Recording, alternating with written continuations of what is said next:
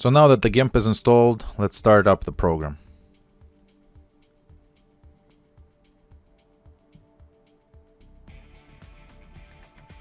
Okay, so we have our tool panel here, our main image panel here, and layered brushes here.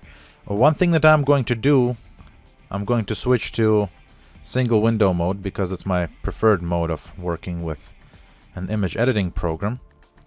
So now let's open a file. I have a file ready to go here.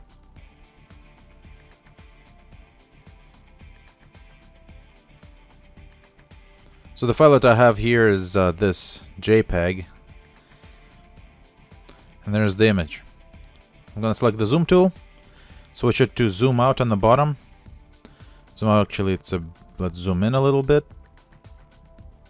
Now what we need to know is we need to know the image properties.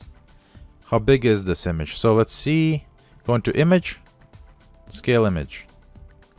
The width is 4,928 pixels and the height is 3,264 pixels. Now, I'm going to show you how to size the image properly for this window right here. For this area. So what we're going to do, let's go back to GIMP.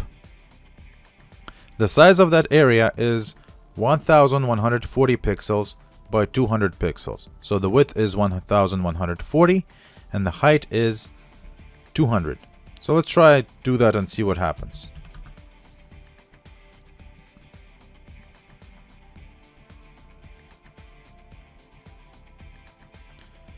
Well, it's scaled down. But the problem is that we still have too much height here. So what are we going to do? Well, what I'm going to do is select this marquee tool, this rectangular tool on the side, and click outside the image and drag out all the way to the outside of the image on the other end. Now that that is done, over here on the where it says rectangle select, you have this area which says size. You can leave the width larger than 1,140 pixels here because it doesn't matter. Or the only part of the image that's going to be included is what's actually inside the image. But the height we need to change to 200. I press enter. And there is our 200. Now by dragging the mouse inside this rectangle, we can adjust where we want it. And I'll probably just drag it here and drop it here. Make sure that the rectangle bounding box goes outside the image. Alright, so now that we're done with our selection, what we are going to do is go to image and click on crop to selection. And there it is. If we're going to go image, scale image, we have 1,140 by 200 pixels. That's identified here.